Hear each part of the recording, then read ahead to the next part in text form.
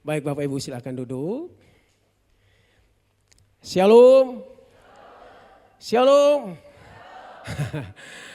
Di sini kan bukan anak muda jadi ya kita juga harus bersemangat seperti orang-orang muda ya. Sekali lagi shalom. Baik, apa kabar semuanya? Haleluya. Amin. Baik Bapak Ibu, saya berterima kasih sekali lagi pertama-tama kepada Tuhan Yesus tentu yang punya pelayanan ini. Yang kedua saya minta banyak terima kasih juga dari staf pastoral, pengerja yang ada di tempat ini yang juga sudah memberikan kesempatan dan mempercayakan saya untuk bisa menjadi saluran berkat bagi umat Tuhan yang selalu hari Kamis ada di Rupe. Berapa banyak yang percaya bahwa di Rupe ada mujizat Tuhan? Berapa banyak yang percaya di Rupe ada cinta kasih Tuhan? Berapa banyak yang percaya di Rupe ada sukacita dari Tuhan? Nah, korek samping kanan kiri bilang malam hari ini sebentar ketika pulang keluar dari tempat ini tidak sama seperti waktu datang.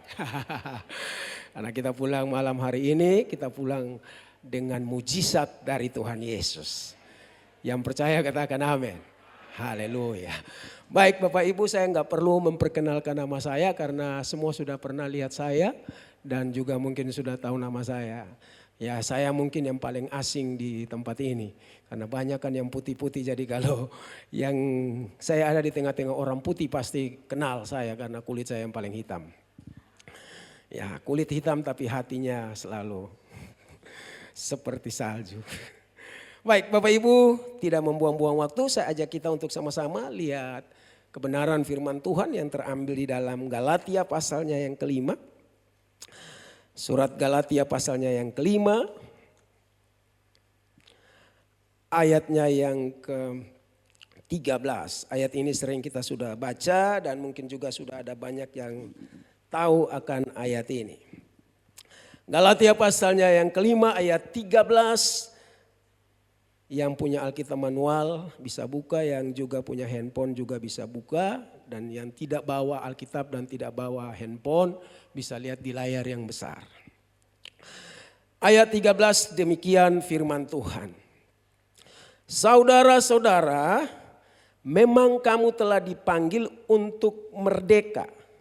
Namun janganlah mempergunakan kemerdekaan itu sebagai kesempatan untuk hidup dalam dosa. Melainkan layanilah seorang akan yang lain dengan kasih. Berbahagia kita yang membaca, merenungkan serta mau melakukan firman ini dalam kehidupan kita setiap saat. Bapak Ibu Saudara yang dikasihi di dalam Tuhan, kalau saudara senang dengan topik atau tema, saya kasih judul di sini melayani Tuhan dengan benar. Layani Tuhan dengan benar.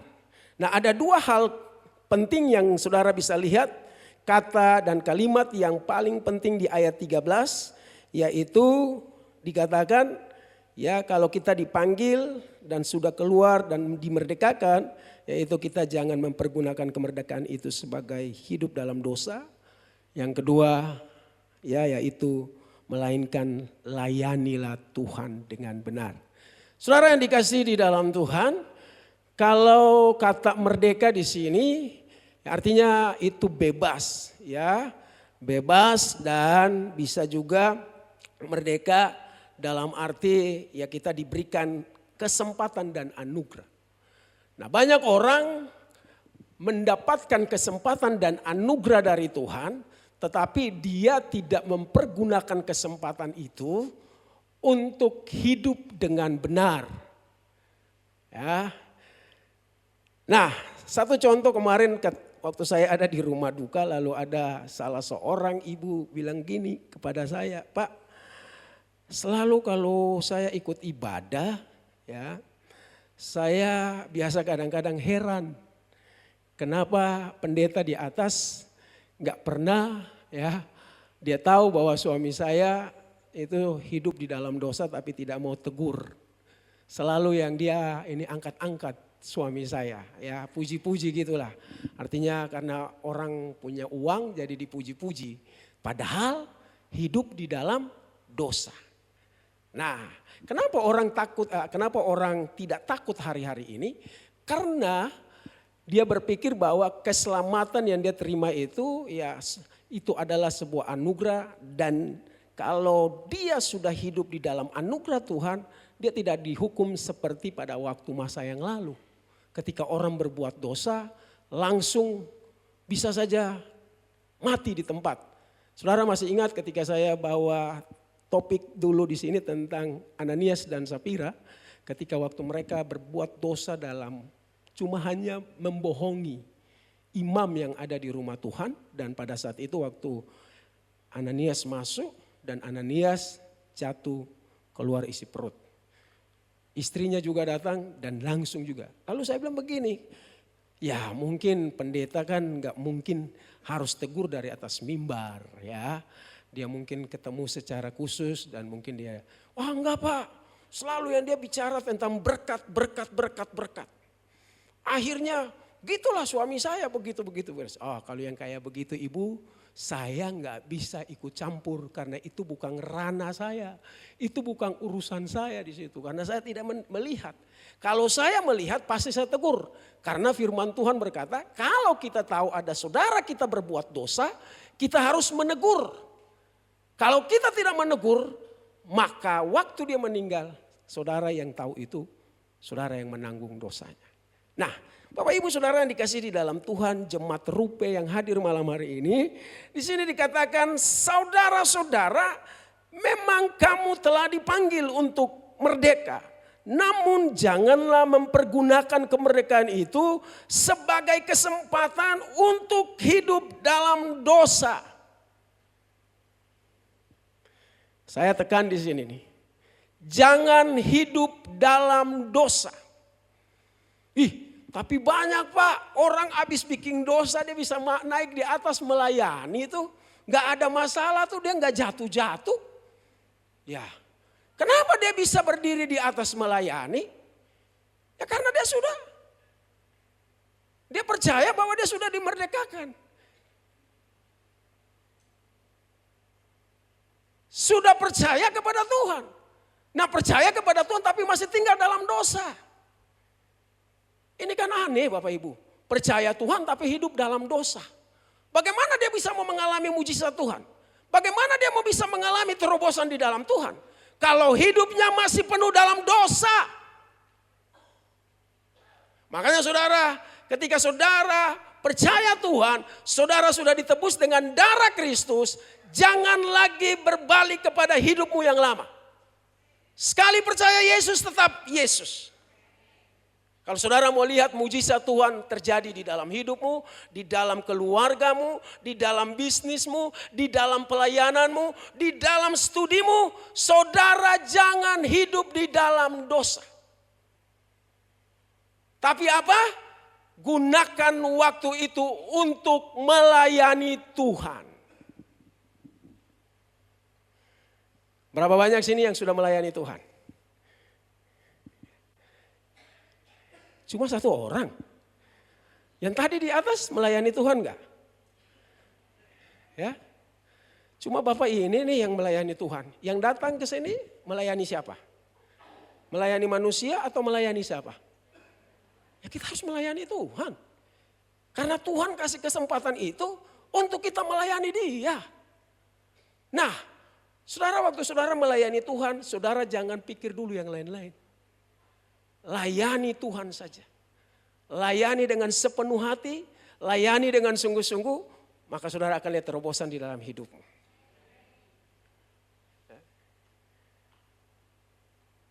Ada dua hal penting orang yang melayani Tuhan dengan sungguh-sungguh. Orang yang melayani Tuhan yang pertama, ketika dia melayani dengan sungguh-sungguh, ada pengharapan di dalam Tuhan. Pengharapan yang dunia berikan itu sementara. Tapi pengharapan di dalam Tuhan sekalipun kita tidak lihat dengan mata jasmani kita. Tapi waktu kita percaya sungguh-sungguh, maka Tuhan sediakan yang terbaik buat saya dan saudara. Katakan amin. Hal yang pertama waktu kita melayani Tuhan dengan benar, Tuhan menyediakan pengharapan yang tidak bisa dibeli dengan apapun. Nah, pengharapan di dalam Tuhan itu seharusnya kita gunakan di setiap kesempatan. Nah, kemarin waktu demo-demo besar-besaran, lalu ada banyak orang bilang begini, kita ada di Indonesia yang gelap. Siapa yang mau Indonesia gelap? Gak ada orang di sini mau Indonesia gelap. Kita semua mau lihat Indonesia itu penuh dengan kemuliaan Tuhan. Kita mau lihat kota Makassar itu dipenuhi dengan kemuliaan Tuhan. Kita mau lihat provinsi Sulawesi Selatan kita itu dipenuhi dengan kemuliaan Tuhan. Dimulai dari mana? Dimulai dari orang-orang yang hadir setiap Kamis di Rupe ini. Bagaimana bisa kita mau bawa pengharapan itu? Saudara keluar di sini, saudara harus jadi terang di luar. Bukan jadi gelap, tetapi jadi terang. Makanya orang yang sudah percaya kepada Tuhan, hidup di dalam Tuhan, dimerdekakan di dalam Tuhan, dia harus membawa dampak yang positif di dunia yang gelap yang ada di luar sana. Itu orang-orang yang hidup di dalam pengharapan, Bapak Ibu. Nah, waktu mereka bilang itu, saya bilang iyalah sih. Karena gereja hari-hari ini, persekutuan hari-hari ini cuma tarik orang sebanyak-banyak untuk isi kursi-kursi. Setelah itu dia dapat makan, dia tinggal enak di situ, dia nggak mau keluar. Seharusnya waktu dia menerima sesuatu di sini, dia harus keluar untuk melayani orang-orang yang ada di luar sana. Bawa mereka ke sini untuk percaya Yesus, karena di dalam Yesus ada pengharapan itu. Jangan kita cuma duduk saja. Ya, jangan duduk saja. Saudara dapat kemerdekaan itu dengan cuma-cuma loh. Dapat keselamatan itu dengan cuma-cuma. Jadi kita harus juga waktu kita dapat, kita jangan simpan itu. Tapi kita keluar untuk bawa itu kepada orang-orang yang membutuhkannya. Kalau tidak saudara, habis kita terus. Habis hanya untuk penuhin kursi-kursi. Tapi tidak ada perubahan. Kursi penuh. Tetapi tidak ada perubahan Bapak Ibu. Tapi waktu kita keluar kita perlengkapi mereka. Mereka sudah ada di sini dan kita ajak mereka keluar. Mereka harus jadi terang di luar sana. Supaya kota ini dimenangkan oleh Tuhan. Oleh hidup saya dan saudara. Ya. Cuma dua sini.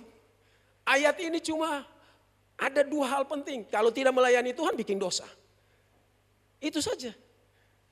Karena Tuhan kasih kesempatan itu. Jadi kalau saudara dapat kesempatan itu, pakai hidup ini untuk layani Tuhan. Layani orang. Coba kita buka dulu saya teringat dengan perumpamaan ini. Di Matius 20 ayatnya yang ke-26. Matius 20 ayat 26 sampai 28. Demikian firman Tuhan, tidaklah demikian di antara kamu, siapa saja yang ingin menjadi besar di antara kamu, hendaklah ia menjadi pelayanmu. Siapa saja yang ingin menjadi yang pertama di antara kamu, hendaklah ia menjadi hambamu. Sama seperti anak manusia datang bukan untuk dilayani, melainkan untuk apa? Melayani dan untuk memberikan nyawanya menjadi tebusan bagi banyak orang. Ini perumpamaan tentang hamba yang setia. Ya. Dan ini satu saat ketika murid-murid sementara berdialog, lalu Yesus bertanya kepada mereka, apa yang sedang kamu perbincangkan. Ya. Lalu mereka bilang, oh enggak, kita enggak ngomong apa-apa. Bohong kan? Dorang lagi sementara ngomong-ngomong, Yesus bertanya, apa yang sementara kalian perbincangkan? Ini kan berbicara tentang siapa yang besar dan siapa yang paling kecil. Gitu saja. Siapa yang melayani di atas, siapa yang melayani di bawah. Gitu. Nah sama saja kalau Pak John datang lalu Pak John bertanya, ini kalian lagi bikin apa nih? Bicara-bicara apa ini? Nah biasanya orang itu kalau dia takut atau dia ini, dia mulai cari banyak alasan. Oh enggak, kita enggak bikin apa-apa. Padahal kita lagi lihat, mereka lagi ngomong, perbincangkan sesuatu. Ini lagi perbincangkan antara siapa yang paling besar dan siapa yang paling kecil. Ya. Tidak dilihat, tidak diukur sini siapa yang setia. Tapi siapa yang taat kepada aturan, kepada perintah Yesus itu. Jadi kalau tanya, wah siapa yang paling setia di sini? Enggak ada jemaat yang setia. Saya enggak tahu. Tapi di Alkitab tidak pernah bilang bahwa jemaat yang setia. Tapi Alkitab bilang bahwa hamba yang taat. Orang yang taat, orang itu akan diberkati Tuhan. Hamba yang taat, dia akan diberkati Tuhan. Jadi tidak dilihat kesetiaan itu tidak diukur dari, wah setiap hari Kamis saya setia, saya datang. Enggak. Siapa yang taat di rumah Tuhan, siapa yang taat melayani Tuhan, hidupnya akan diberkati Tuhan. Jadi tidak menjadi tolak ukur setia. Ya. Orang setia itu belum tentu dia melakukan hal yang sungguh-sungguh. Tapi orang yang taat pasti dia akan melakukan apa yang ada di dalam firman ini. Satu saat berbicara tentang orang yang taat dan orang yang setia.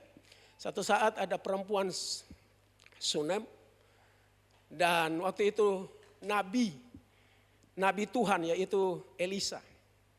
Dia jalan setiap hari gitu. Pokoknya kalau dia lewat situ, dia sampai di perempuan Sunem ini, dia harus mampir dan disediakan makan untuk Elisa. Setiap hari. Nah Elisanya juga nggak tahu diri. Ya, wah dia pikir, wah pokoknya kalau saya lewat situ, ada itu mbak, ada itu ibu yang sediain makan. Tapi saudara di sini lihat, dilihatnya dari ketaatan perempuan ini. Perempuan ini dia tidak melakukan ini supaya mau dibilang, saya lihat tuh, saya lakukan ini kepada Nabi Tuhan atau Nabi Yahweh itu. Nabi Elisa. Wah dia lakukan terus, setiap kalau Elisa datang, Elisa jalan. Pasti mampir di rumah itu, makanan sudah tersedia. Begitu juga, besok juga, jalan capek, datang makanan sudah tersedia. Satu saat perempuan ini bilang kepada suaminya, Pak, itu loteng yang di atas, itu yang tempat yang di atas, itu kan kosong. Bagaimana kalau kita bikin satu ruangan kepada Nabi Tuhan ini? Suaminya bilang begini, jangan-jangan ini ada apa gitu sampai dia mau buat ini ruangan kosong. Laki-laki itu kan biasa kan logikanya jalan. Tapi perempuan ini kan punya perasaan. Ya, dia nggak enak nih. Kalau setiap hari dia datang cuma makan, siapa tahu dia capek mau istirahat. Nah, akhirnya dibuat tempat itu. Nah, waktu dibuat, Elisa suruh Gasi, bujangnya. Tolong tanya itu. Ibu yang dibawa. Apa yang dia perlukan? Nah, waktu dia sampaikan isi hatinya kepada bujangnya itu. Dia bilang, saya ini sudah tua. Saya memerlukan seorang anak. Akhirnya Elisa bilang begini, tahun depan kamu akan punya anak. Coba kita lihat di 2 Raja-Raja. Supaya jangan sampai saudara pikir, ini Pak Dani karang-karang di atas. Di dalam 2 Raja-Raja,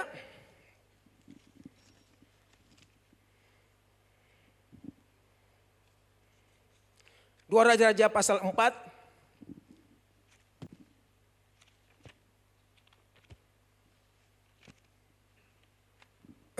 2 Raja pasal 4 ayat, ini ayatnya cukup panjang, 8 sampai 37. Tapi ya saya cuma hanya ayatnya yang ke-14. 2 Raja-Raja pasalnya yang pasal 4 ayat 8 sampai ayat 37, tapi ayatnya yang ke-14 bilang begini. Kemudian Elisa berkata, apakah yang dapat dibuat baginya? Jawab Gehazi, sesungguhnya ia tidak mempunyai anak dan suaminya sudah tua. Kata Elisa, panggillah dia. Ia memanggilnya, lalu perempuan itu berdiri di pintu. Berkatalah Elisa, pada waktu seperti ini juga tahun depan engkau akan mendekap seorang anak laki-laki. Tetapi jawab perempuan itu, janganlah tuanku, ya abdi Tuhan atau Yahweh, janganlah berdusta kepada hambamu ini. Perempuan itu pun mengandung lalu melahirkan seorang anak laki-laki. Pada waktu seperti itu, pada tahun berikutnya, sesuai dengan yang dikatakan Elisa kepadanya. Anak itu menjadi besar. Pada suatu hari ia keluar menemui ayahnya di antara para penuai. Lalu ia berkata kepada ayahnya, aduh kepalaku, kepalaku. Kata ayahnya, kepada seorang hamba, bawalah dia kepada ibunya. Nah saudara, waktu dibawa anak ini dan anak ini meninggal. Kalau saudara ikut pasal atau ayat-ayat selanjutnya, anak ini meninggal. Anak yang tadi sudah dinubuatkan dari perempuan ini akan melahirkan. Nah sesudah lahir anak ini meninggal. Tapi saudara tahu, karena ketaatan, karena kesetiaan perempuan ini, anak ini akhirnya Elisa meletakkan tangan dan meletakkan tubuhnya di atas anak ini. Dan anak ini hidup. Orang yang setia, orang yang taat, dia akan menikmati mujizat dari Tuhan. Saya nggak tahu malam ini saudara datang, ada hal-hal apa yang membuat saudara mati. Mati secara rohani, itu harus perlu dihidupkan kembali, dibangkitkan kembali. Mati usahamu, percaya kalau engkau taat, Tuhan akan membalikan kembali dengan berlipat kali ganda. Engkau yang datang malam hari ini dengan sakit penyakit apapun, kalau engkau orang yang setia dan taat, Tuhan akan mengadakan mujizat bagimu malam hari ini. Sehingga waktu engkau keluar dari tempat ini, engkau akan berkata, Tuhan Yesus yang saya sembah, Tuhan yang ajaib bagi hidupku. Orang yang melayani, mereka punya pengharapan. Ada pengharapan di dalam Tuhan. Orang yang melayani Tuhan, mereka juga akan menerima mujizat dari Tuhan. Kenapa bisa mengalami mujizat? Tentu kalau kita hidup benar sungguh-sungguh di hadapan Tuhan, menyenangkan hati Tuhan, mujizat itu kita akan alami dan kita terima. Saya punya kesaksian yang sebenarnya mungkin orang bilang begini, enggak mungkin. Enggak mungkin. Tapi saya selalu melihat dan saya percaya kalau saya berjalan dan saya menyenangkan Tuhan, tidak pernah Tuhan mempermalukan anak-anaknya. Satu saat Bapak Ibu, saya tuh saya nggak ada punya, maksudnya begini, sudah 2 bulan. Saya tidak, kalau saya bicara itu agak mungkin malu begitu ya. 2 bulan, ada yang harus saya bayar Bapak Ibu. Ya, harus saya bayar, kalau saya tidak bayar malu saya karena saya pakai tempat itu. Ya. Akhirnya, saya nggak sangka-sangka ada seorang hamba Tuhan datang. Ya, saya juga baru juga pernah ketemu di situ. Ya, ketemu waktu itu, ketemu dengan Pak Joni nih. Ya, jadi ketemu lagi, saya juga dipanggil gitu makan bakso. Ya, jadi habis itu sudah saya pulang Bapak Ibu. Saya pulang, saya nggak pernah bicara-bicara, saya nggak pernah ngomong kepada siapa-siapa, nggak pernah. Akhirnya pergilah di rumah duka. Pergi di rumah duka dan sampai di rumah duka saya lihat, orang dikasih berkat gitu kan. Saya juga nggak butuh, maksudnya saya nggak berharap saya akan dapat karena itu kasih ke orang berduka. Tapi saudara tahu nggak, dalam 2 bulan itu saya sudah, Tuhan saya ini hamba yang sudah melakukan pekerjaanmu. Saya sudah mengerjakan pekerjaanmu, saya sudah melayani, saya tidak perlu harus pinjam, harus ini. Saya percaya pasti Tuhan sediakan bagi saya. Dan saudara setelah keluar dari rumah duka, saya lihat, itu tadi sudah dikasih. Saya lihat ada satu amplop panjang sekali di kantong gitu. Saya bilang jangan-jangan ke saya ini ya. Pikir saya begitu, tapi kayaknya hati besar saya bilang pasti saya, pasti saya. Dan akhirnya dia bilang begini, boleh nggak saya peluk Bapak? Saya kaget. Aduh, baru pernah saya dipeluk sama hamba Tuhan yang punya pengurapan seperti kayak gini. Boleh saya peluk Bapak? Dan waktu dia peluk saya, dia bilang begini, Pak boleh saya memberkati Bapak? Saya kalau dengar mau diberkati begitu, langsung mata saya itu jadi besar Bapak Ibu. Iya, karena yang selalu di mata itu lihat kalau yang merah-merah itu pasti mata terbesar. Iya, karena saya lihat amplop merah kan, saya bilang pasti ini berkat buat saya. Tidak mungkin bagi orang lain, masa dia mau minta peluk saya? Nah ini bukan siapa-siapanya. Tapi saudara tahu waktu selesai peluk, penasaran saya. Ya orang sudah berlarian mau naik ke mobil, saya pura-pura pergi ke WC. Saya penasaran ini apa begitu saya pegang, tebal. Dalam nama Yesus kalau bisa ini. Tuhan ini kalau bisa sesuai yang ada di pikiran saya. Benar Bapak Ibu. Waktu saya pulang saya gak buka-buka dulu. Saya pulang saya kasih tahu ke istri saya begini. Ini ada berkat. Ini yang kita doakan setiap hari. Setiap pagi ini doa. Ini ada berkat. Saudara tahu gak waktu saya buka itu. Saya langsung bilang haleluya. Saudara tahu kan orang Pantekosta kalau bilang haleluya kan. Haleluya. Panjang sekali haleluyanya. Karena tebal. Saudara tahu akhirnya saya datang ke hotel yang saya pakai tempat itu. Saya bilang, Ibu ini 2 bulan yang tertunda.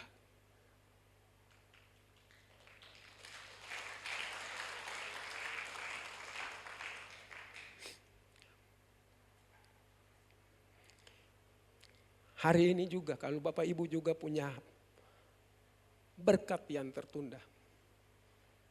Itu bukan berarti Tuhan tidak mengasihimu.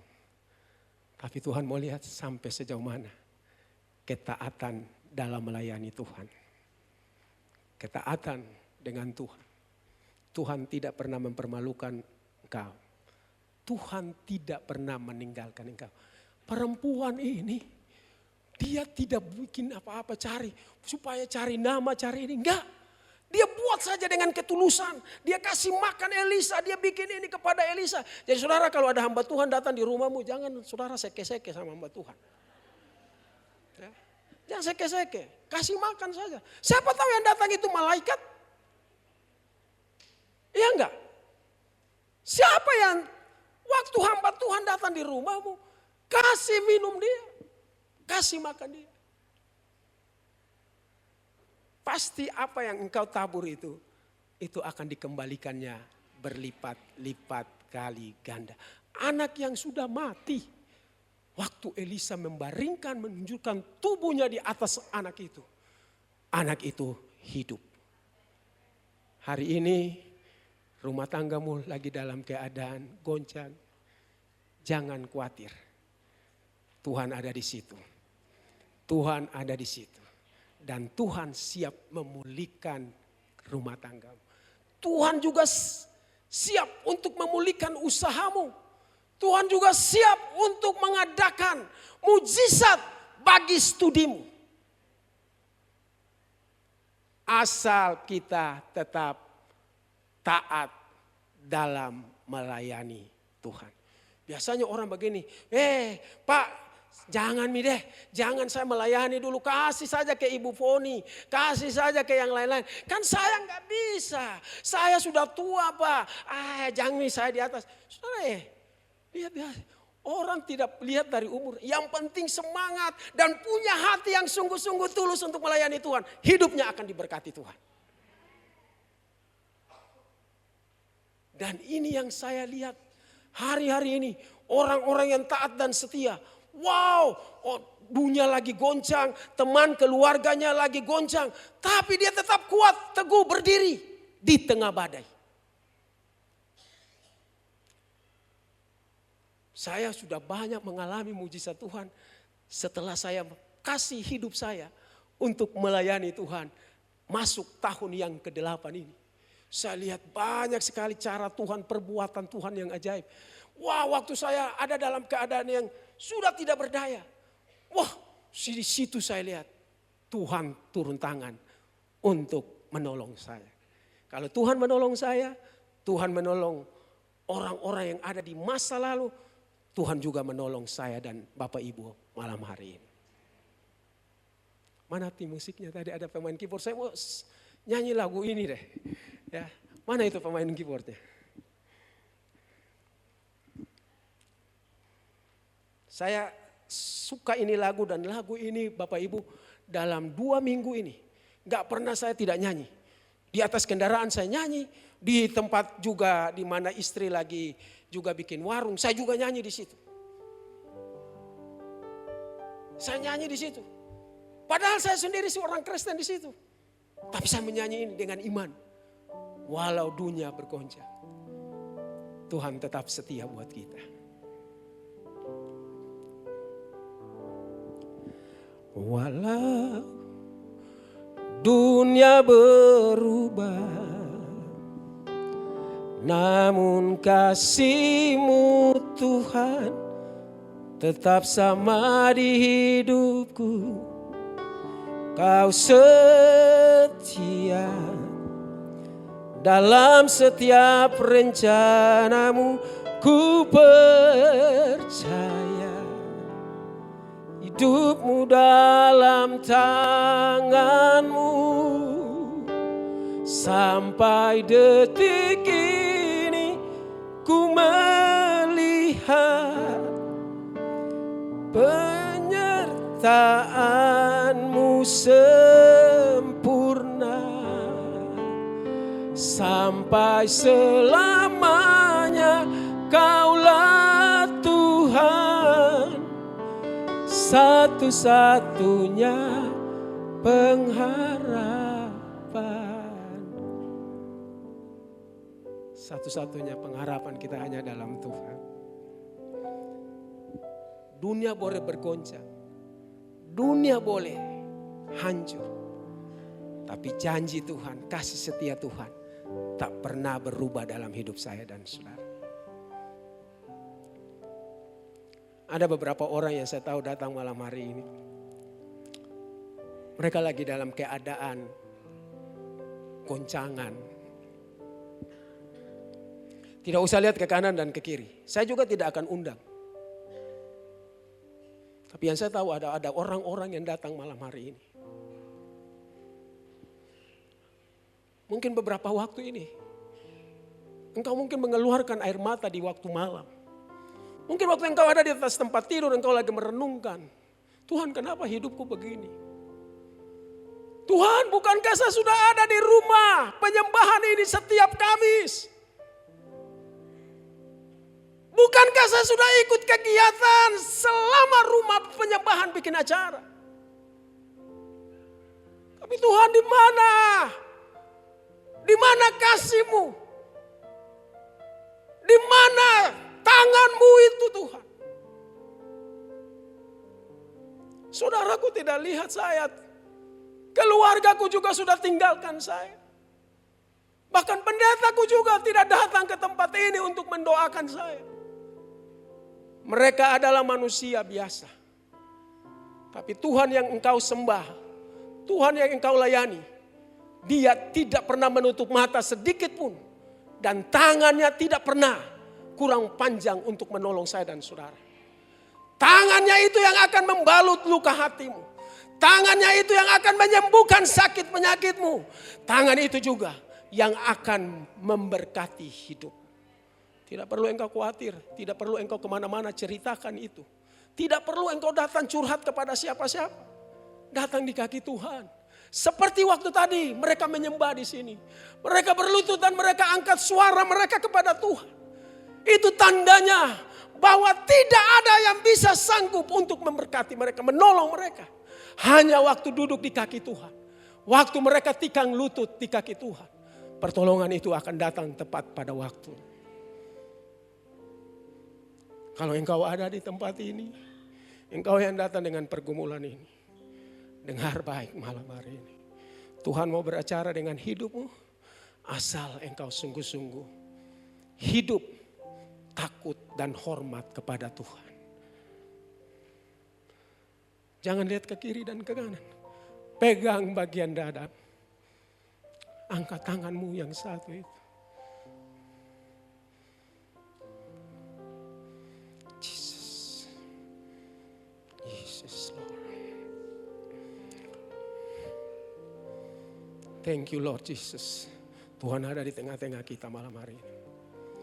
Tuhan ada di tengah-tengah ini. Dan Dia siap menjamah hidupmu. Dia siap menyembuhkan sakit penyakitmu. Ada beberapa orang yang di bagian belakang. Engkau yang datang dengan pergumulan. Percaya Tuhan ada di tempatmu di situ. Dan Tuhan siap membalut Dia yang menguatkan hidupmu. Boleh turun sedikit deh. Turun. Makasih Tuhan. Tutup mata kita malam hari ini ya Rabbana. Oh, walau dunia berubah, namun kasih-Mu Tuhan tetap sama di hidupku. Kau setia dalam setiap rencana-Mu, ku percaya hidupku dalam tangan-Mu. Sampai detik ini ku melihat penyertaan-Mu sempurna. Sampai selamanya Kaulah Tuhan, satu-satunya pengharapanku. Bolehkah kita sama-sama bangkit berdiri? Saya sudah berhenti memperkatakan firman Tuhan malam hari ini. Saya mau, tidak usah kalau saudara pun mau maju doa ke depan, gak ada masalah. Tapi dari tempat ini, dari atas, boleh singers naik, bantu saya. Ada Ibu Foni.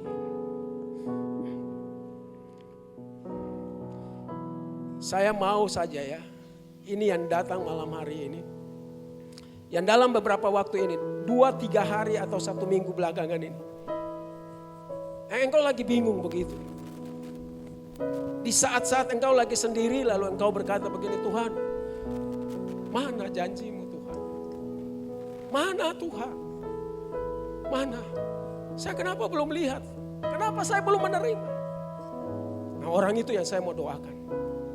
Supaya engkau akan lihat benar-benar bahwa Tuhan yang engkau sembah, Dia tidak pernah berdusta. Dia akan mengadakan itu dan Dia akan membuat itu sampai engkau terkagum-kagum. Dan engkau akan berkata kepada dunia dan kepada orang-orang di sekitar, ini Tuhanku yang selama ini saya sembah Dia. Dia tidak pernah mempermalukan saya. Dan Dia sediakan tepat pada waktu ini. Pada hari ini. Pada hari ini. Kalau Tuhan mengadakan mujizat kepada perempuan Sunem itu. Perempuan-perempuan yang ada di rumah penyembahan di Jalan Domba ini. akan mengalami mujizat yang ajaib dari Tuhan. Makasih Tuhan. Angkat pujian ini. Mari yang mau didoakan. Yang saya tadi bilang kalau yang lagi gelisah, mari maju ke depan.